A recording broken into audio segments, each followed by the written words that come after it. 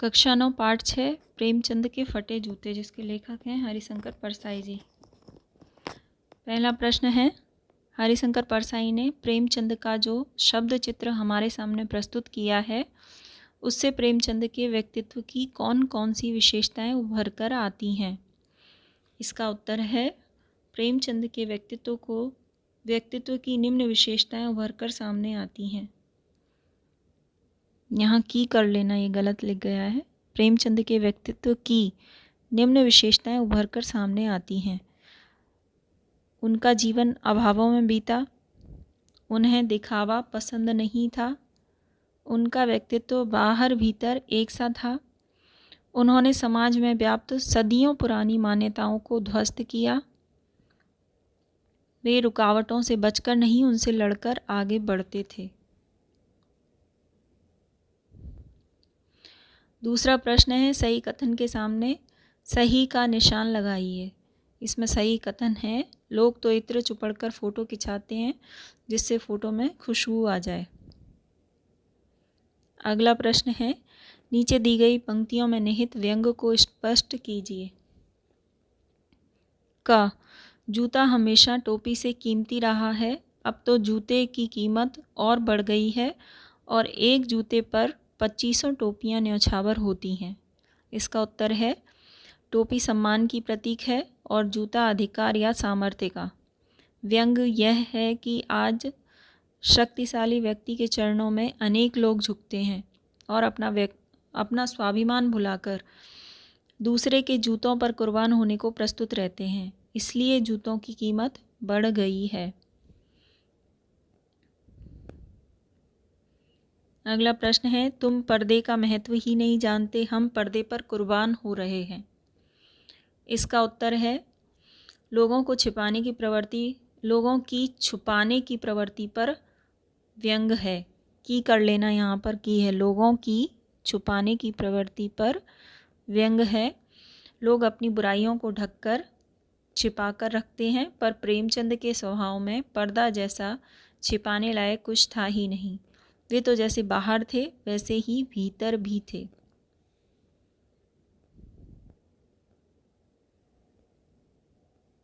अगला प्रश्न है, जिसे तुम घृणित समझते हो उसकी तरफ हाथ ही नहीं पाँव की उंगली से इशारा करते हो। इसका उत्तर है, प्रेमचंद ने सामाजिक बुराइयों को अपनाना तो दूर, उनकी तरफ देखा भी नहीं। उन्होंने उनकी तरफ हाथ से भी इशारा नहीं किया।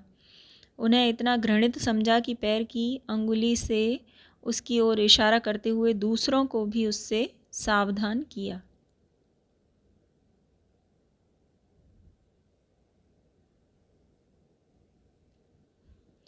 अगला प्रश्न है, पाठ में एक जगह पर लेखक सोचता है कि फ़ोटो खिंचाने की अगर यह पोशाक है तो पहनने की कैसी होगी, लेकिन अगले ही पल वह विचार बदलता है कि नहीं, इस आदमी की अलग अलग पोशाकें नहीं होंगी। आपके अनुसार इस संदर्भ में प्रेमचंद के बारे में लेखक के विचार बदलने की क्या वजहें हो सकती हैं।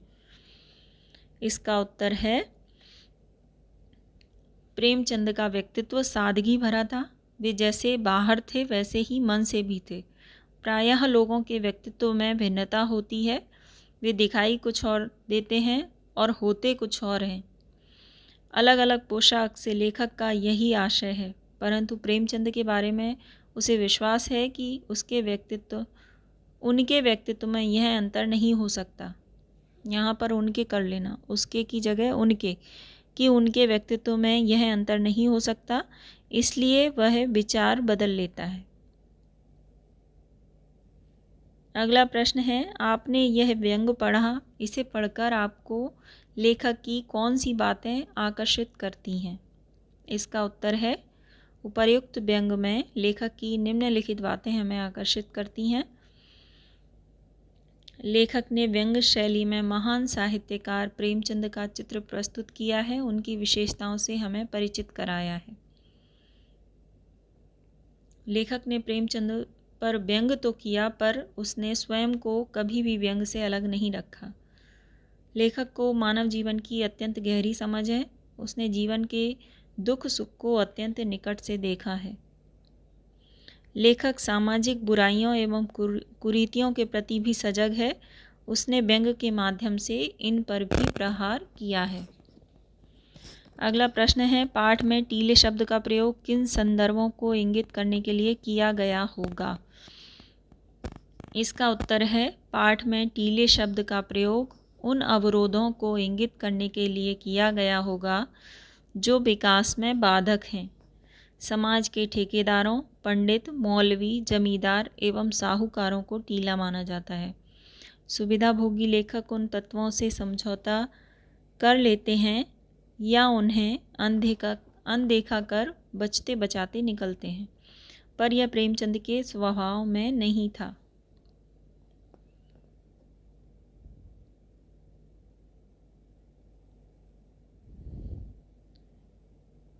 अगला प्रश्न है, आपकी दृष्टि में वेशभूषा के प्रति लोगों की सोच में आज क्या परिवर्तन आया है? इसका उत्तर है, आज वेशभूषा के प्रति सोच में बड़ा परिवर्तन आया है। वेशभूषा से व्यक्तित्व निखरता ही नहीं, हमारी पृष्ठभूमि, हमारी रुचि और हमारी मानसिकता का भी पता चलता है। आजकल लोग अपनी वेशभूषा के प्रति अधिक सतर्क दिखाई देते हैं, यथासंभव अच्छे और नई डिज़ाइन के कपड़े पहनना चाहते हैं। संपन्न लोग तो सदा नए से नए फैशन सबसे पहले पकड़ लेना चाहते हैं। सामान्य लोग भी पहले की तरह फटे पुराने से ही गुजारा करने पर विश्वास नहीं रखते। जितना संभव हो वे भी नयापन चाहते हैं।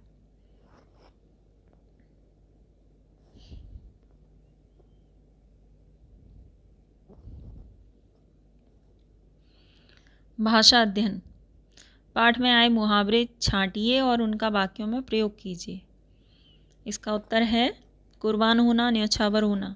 हजारों लोग देश पर कुर्बान हुए तब हमें स्वतंत्रता मिली। हौसले पस्त करना, हतोत्साहित करना। मोहन ने अत्यधिक मेहनत करने पर भी मनोनुकूल परिणाम न आने से उसका हौसला पस्त हो गया। मोहन के, यहाँ पर के कर लेना, गलती से नहीं लिख गया है। मोहन के अत्यधिक मेहनत करने पर भी मनोनुकूल परिणाम न आने से उसका हौसला पस्त हो गया। जूता आजमाना, अपमानित करना। इसका वाक्य में प्रयोग है, मैंने बहुत विरोध सहा पर अब तय कर लिया है कि इन विरोधियों पर जूता आजमाकर आगे बढ़ूंगा। ठोकर मारना, चोट मारना।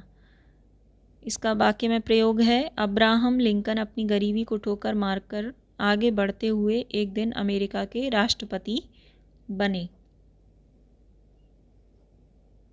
प्रेमचंद के व्यक्तित्व को उभारने के लिए लेखक ने जिन विशेषणों का उपयोग किया है उनकी सूची बनाइए। इसका उत्तर है, प्रेमचंद के व्यक्तित्व को उभारने वाले विशेषण निम्नलिखित हैं। साहित्यिक पुरखा, महान कथाकार, उपन्यास सम्राट, युग प्रवर्तक।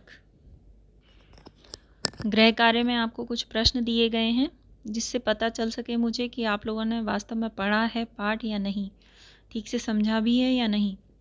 तो इन प्रश्नों के उत्तर आपको लिखकर ग्रुप पर भेजने हैं सभी बच्चों को। पहला प्रश्न है, कुंभन दास कौन थे?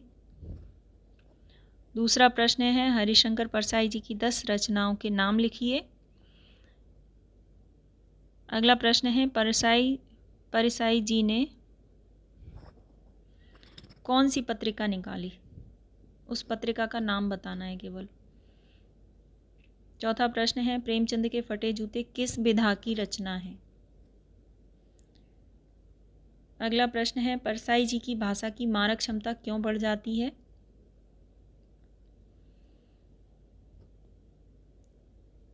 छठवां प्रश्न है, प्रेमचंद के फटे जूते को आधार बनाकर परसाई जी ने यह व्यंग लिखा है। आप किसी व्यक्ति की पोशाक को आधार बनाकर एक व्यंग लिखिए। तो यदि आप लिख पाते हैं तो लिखिए, नहीं तो इस प्रश्न को छोड़ देना। अगर लिख कर भेजते हैं तो बहुत अच्छी बात है। बाकी सारे प्रश्न आपको पुस्तक में ही मिलेंगे, इसलिए सभी को करके भेजना है।